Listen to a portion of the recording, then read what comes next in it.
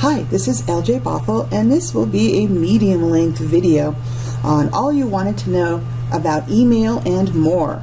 You're going to get a lot of this information in your book, and you can look for other resource tutorials as well, but I'm going to just try to show you several basics in this.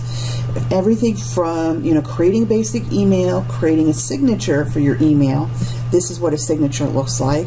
Creating a rule for responding to emails, organizing your emails, and I may think of something else while we're at it.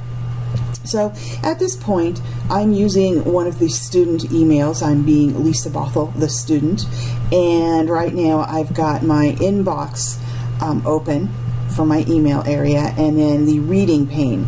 Now the thing when you get emails, and you can see I have several in here, some of which have not been read, it looks like, and some which have. So basically, when you click on a message that you've received, it will take a moment in the preview once you've clicked on it before it's considered read. This is whether you have this open or not.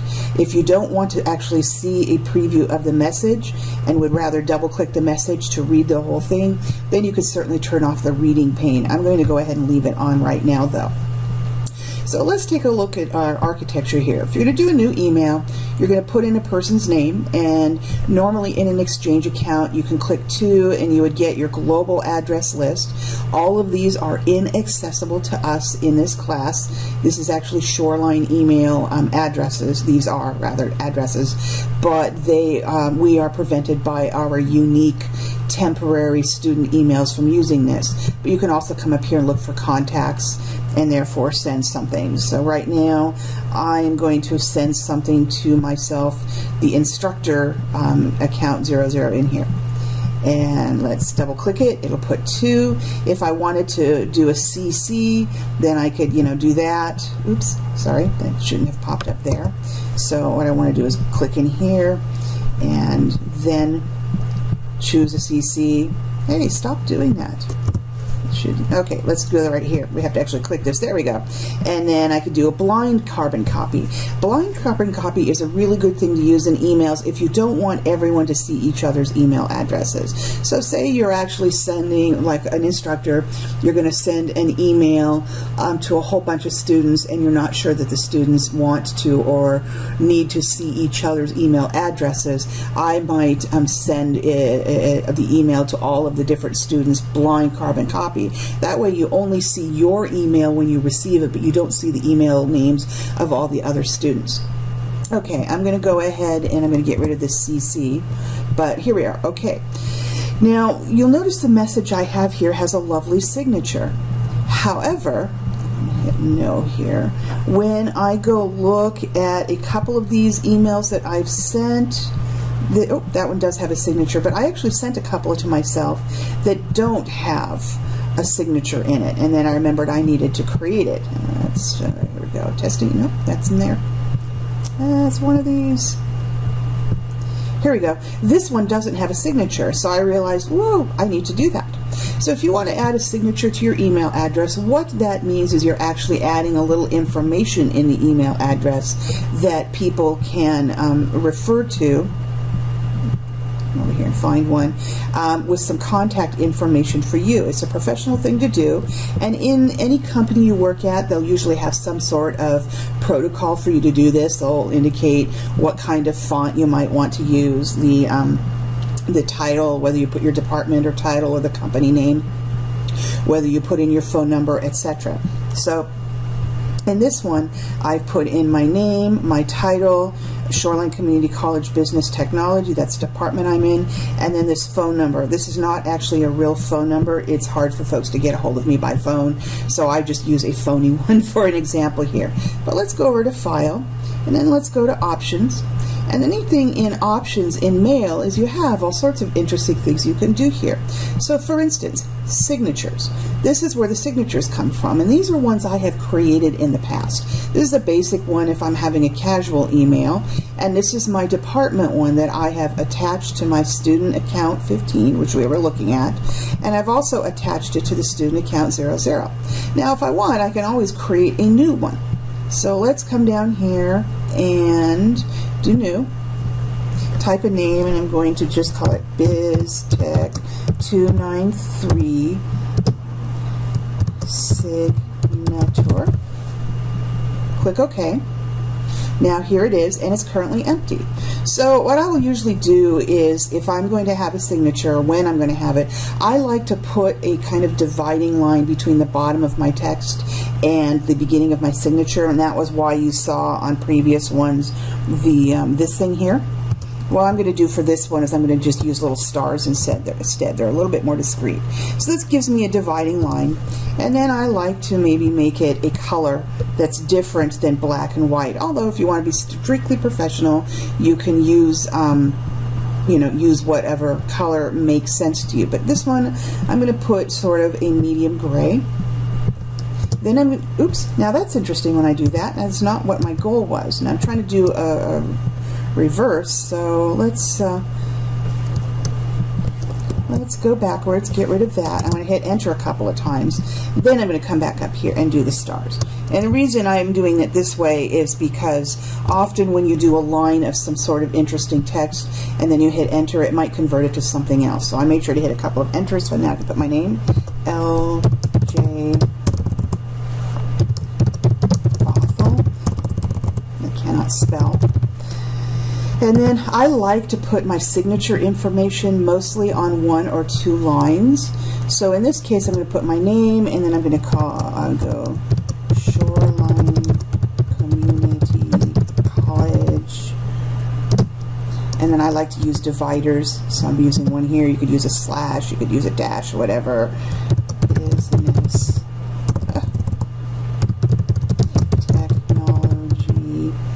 And then I would here add in my phone number, 206-555-1234, the fake one.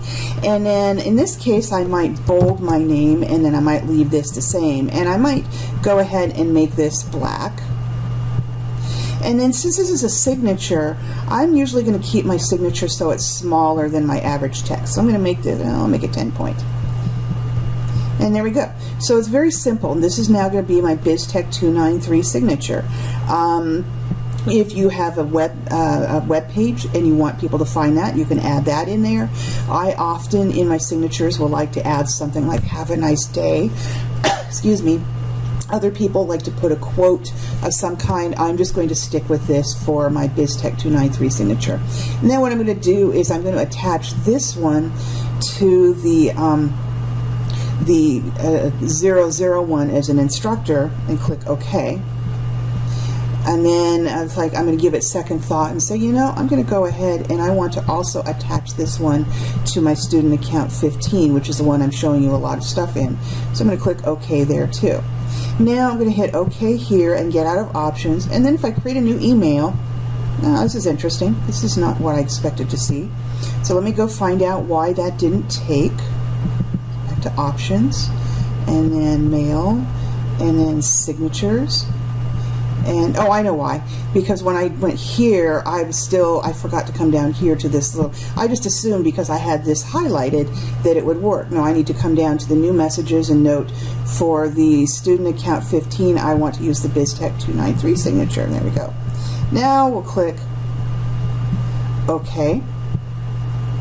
And then OK again. And then try a new email. Hello, what's going on? There we are, and here's my new signature. Now another thing I like to do before I get too far into things is I like to go back over to options and then go back into mail. And what I'd like to do is take a look at stationery and fonts.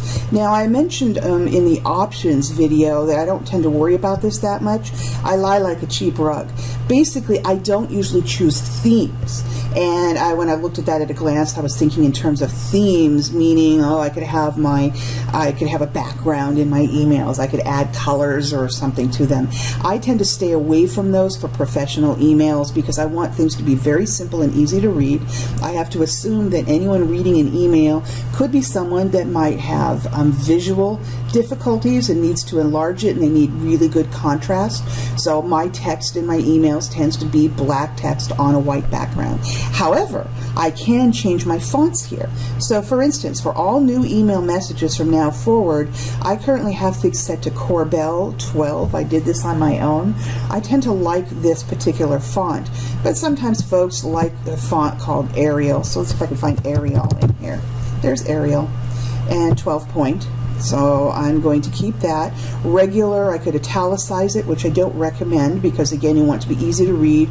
Bold could be too challenging on the eye, and bold italic is definitely too challenging. And then I'm going to leave the font color automatic. I could do navy or something else, but automatic is basically black. And then here's what the sample text would look like. If I were to come up here and say Times, and then choose the Times New Roman, see the sample text, and it reads a little bit smaller. But interestingly, Times Roman text can often be easier to read if you're writing chunks and chunks of info. But for emails, I tend to like to stick to something like Arial. So I'm going to do Arial again. I have it at 12 point because I want my emails to be easy to read, but I could go up to 14 point, and here's the sample. And maybe just for kicks, I'll go ahead and do a 14 point here. So that's for my outgoing emails. Now for replying or forwarding to messages, this would be if I'm replying to somebody else's messages and the text that they will see compared to the text that they already sent. So I'm going to go back in here, and I'm going to go ahead and change it to Arial as well. But in this case, I'll go ahead and keep it at 12 point, and then I'm going to have it so it's maybe a dark blue, so they could tell there's, hang on, go back here, where's the dark blue? That doesn't look very, here we go, dark blue, so that they know that it's a reply. And here we are. It's a little bit smaller. Actually, no, I want my replies to be easy to read, so I'm going to go back up here and do 14 point again. There we go. So I have sample text. And then mark my comments with. Now, I don't particularly want to mark my comments, but I could say, from the great and wondrous opinion of L.J. Bothell. You will want to know what your company's, what your employer's process is there. Pick a new color when replying or forwarding. I'm going to stay away from that. Composing and reading plain text messages. Here, I'm going to go back again and go Arial. And I'm going to stick with regular, and I'm going to go back to 14 point. I like to keep the same thing, and then black, which is the automatic color. So this is a little bit of basics about how you can update your email signature, and then how you can change the fonts of how your emails will look. So I'm doing this and getting out of options by hitting OK. Now I'm going to come up here, new email. Okay, so I'm going to go here and let's see, I am sending from student account 15, so I'm going to send this to, if I can find LJ.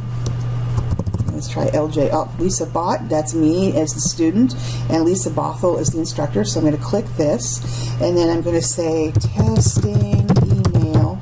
And then here's the important thing. This is next what I want to show you is briefly about what I expect for the emails that you send to me outside of the specifications of assignments. So the emails you would be sending, you would be putting in an appropriate subject line that's clear enough and simple enough that the person getting the email can sort it. So this is a testing email, and in the body of the email I'll probably note this is a testing email, you may delete it. If I send a resource, I say resources and tips for Outlook 2016, and then somewhere in the body I might say keep this as reference and maybe file it away under newsletters or tips or something. But in this case, I've got my subject, then I'm going to say hello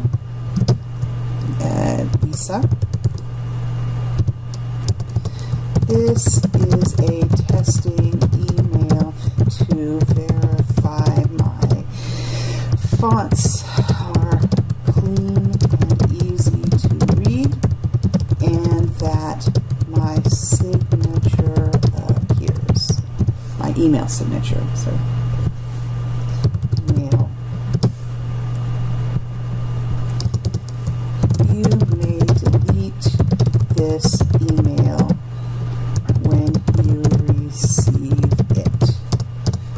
Thank you. So I'm making a point of greeting the person, thanking them, or saying, sincerely, or, thanks, or, have a good day if you feel more comfortable with the person. But I'm giving brief explanation of what I want. If I feel like making this punch out a little bit more, I can come up and I could put bullet you know, item here. I tend to like to put bullets when you'll see that when you get messages from me. So here's my lovely testing email.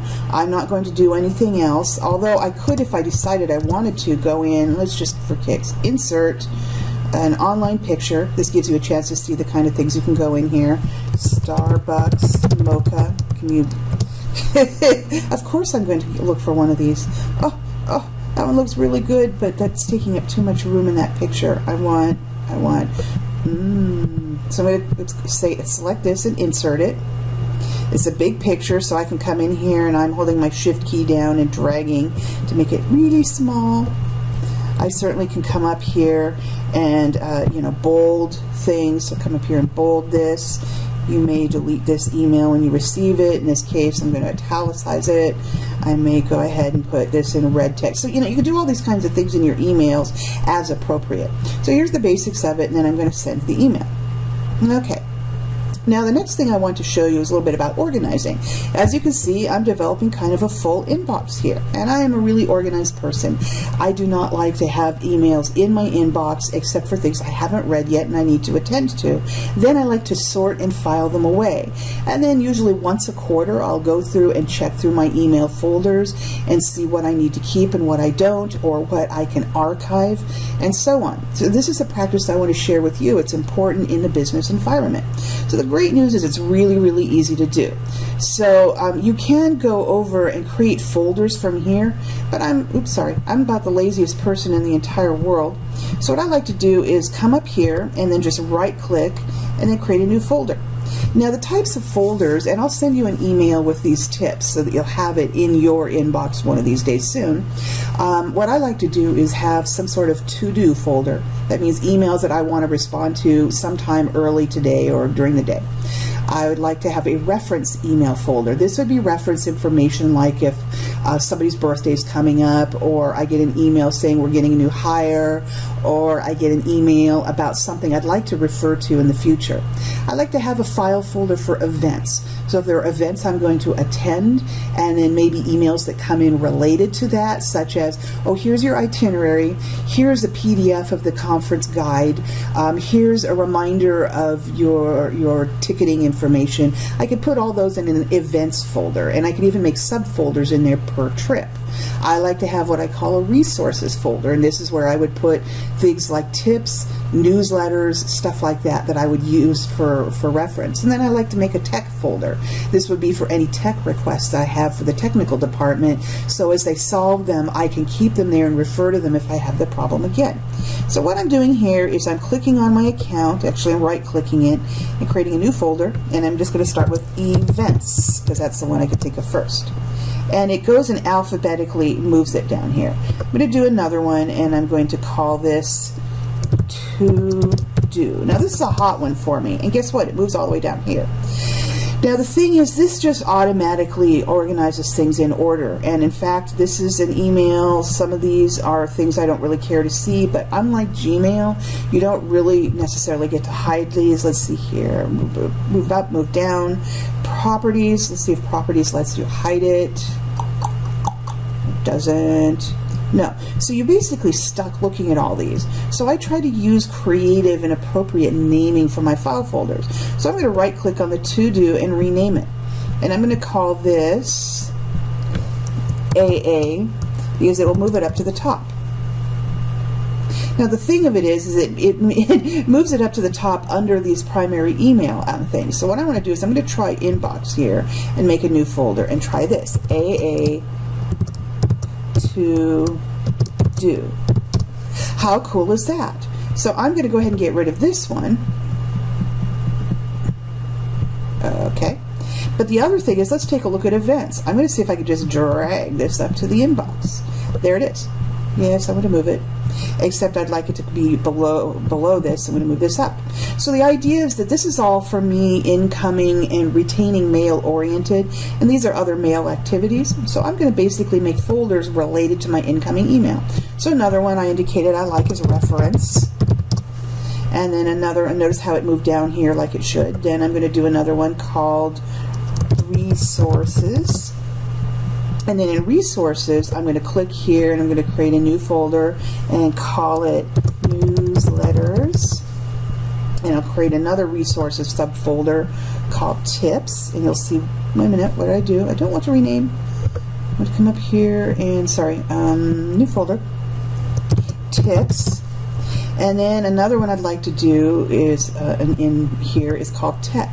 And you can make others of your own, and you'll also get, I think, 1 or 2 of your tasks in your book will give you suggestions, but these are just ones I like to start with. So tech. Okay, so I have my AA to do right at the top, and I do this so it's alphabetically right up there, and anything that I think is hot I can put in here. And then I have resources, so if I get any newsletters I could put them in here. If I have tips I could put them in here. Upcoming events I could sort them over here, reference, and so on. So now let's take a look at some of the emails.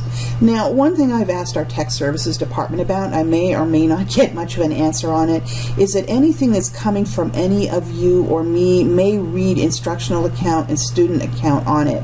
I'm going to find out if we can change this or if it can be aligned to our names, so that ideally if I go in here I would hopefully be able to see this is coming from LJ Bothell, not instructional account. But for now I'm not going to worry about that. What I'm going to do is just take a look at the content. This is just testing this email. It could be deleted. So I'm going to go ahead and I'm going to click this little X. You can delete more than one way. You can come up here and you can delete. I just like to do it right from the email. And now in my deleted items I should have my deleted email, and I have set my options to empty my deleted file folder at the end of every session here. So when I go close out, it'll ask if I want to delete everything, and I'll say yeah, sure, or it will inform me that I'm deleting. Now back to my inbox. What is this one? This is appropriate email format / context. So I'm looking through it, blah, blah, blah, blah. You'll get one of these two. Keyword tips. Ooh. So I can go ahead and drag this over to tips. Okay. Next, this one here, email organizing tips. Blah, blah, blah, blah, blah, blah, blah. Keyword tips. So I could just go drag it over here. Student account 15, Supernatural Tunes. Well, this doesn't really mean anything, but I'm going to pretend it's a newsletter, so I'll drag it over here to a newsletter. Instructional account resource links. What does this refer to? Oh, some great links. More tips. I haven't sent too many. Oh, email buddies information. This is another one that I will be sending you guys. So I'm going to roll down and look, and this will say keyword reference. So I'm going to go over and drag it over to reference, and then another Supernatural Dudes group. So I'm going to just call it newsletters, or I could delete it. I'm not going to. Here's one thing I can do, but I'm not going to. I could click on this, and then in here I could make this junk. Now I'm not going to do it because I don't actually want all emails coming from student account 15 or coming from any of you to be junk, but this is where you would actually take something. Say you are getting a newsletter that you don't want. You could block the sender by choosing this, and your book will go over this and probably make a recommendation of what you can do. But again, you want to be very careful on using this during this class, because if you decide to block one of the other students that you are working with as an email buddy as a block sender, then all of a sudden you won't get your stuff from them. But it's an important thing to know. You can delete an entire folder here. If I decided to, I can copy this folder, move it, delete it, rename it, and so on.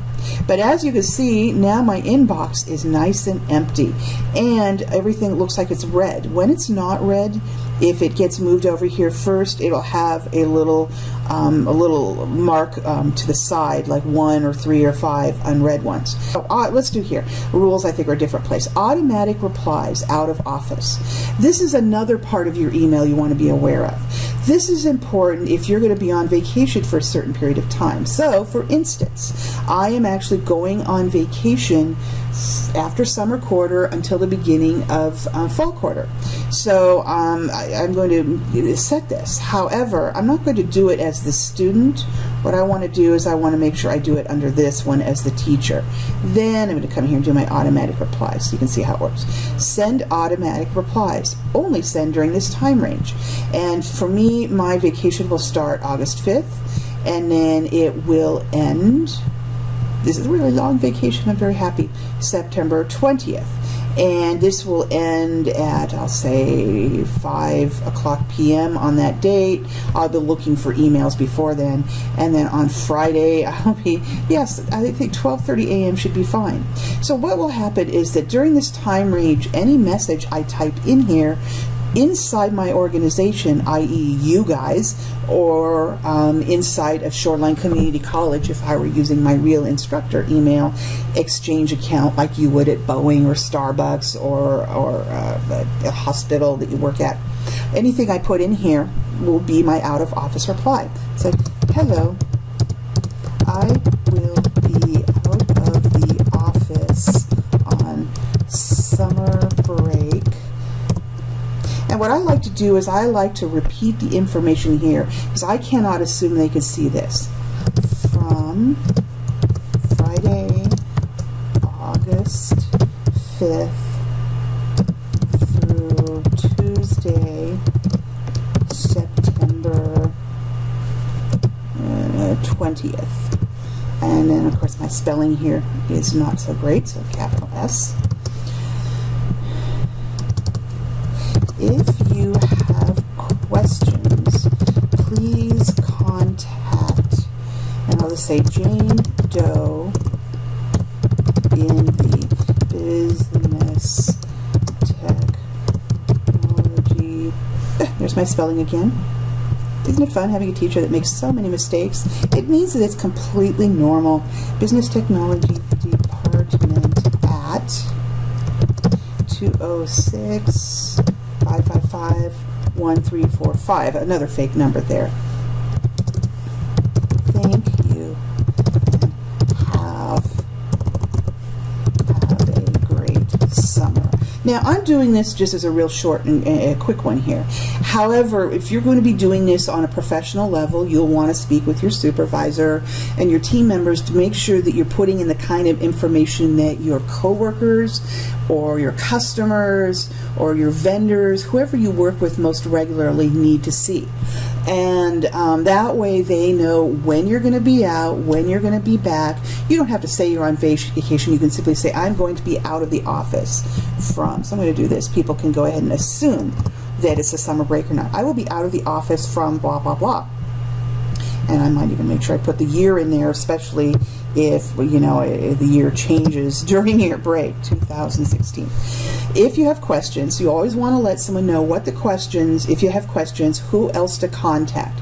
If you have information available for them as well in another location, you could tell them that. So for instance, with students, when I'm going to be out, I will tend to put in, for upcoming course information, please look at this website, and then I'll give a website email address so they can get some of their questions answered there, and then they can also contact Jane Doe if they really need something from me, like who's supposed to sign my enrollment form if Lisa's not there.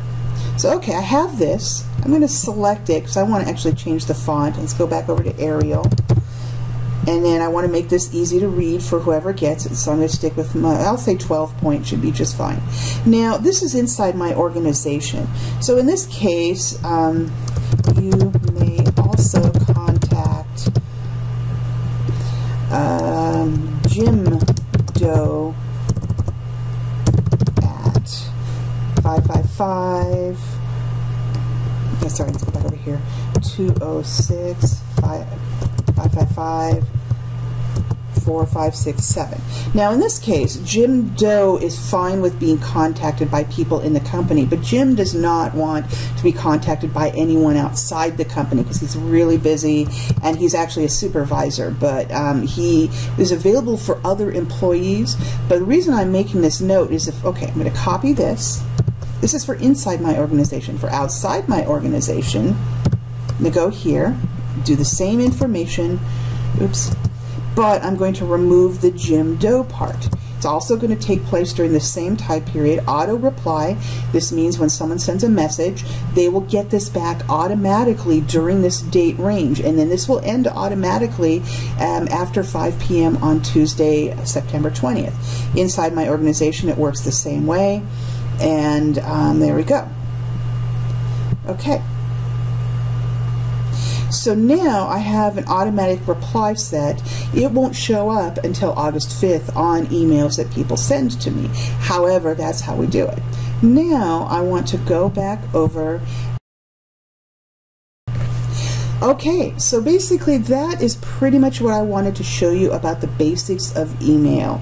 Sending the email, setting up a signature, formatting your email layout, that sort of thing. I'll have another email demo, hopefully a little bit shorter of one, that will go over how you can set email rules and how you can use email quick steps. That way you could process your email more quickly. And that will make sense when I get into those. But anyway, I hope this helps you out a lot. Remember to go ahead and email me if you have any burning questions. Ask each other questions on our discussion forum area of the Canvas class website. Otherwise, have a great rest of your day. Bye-bye.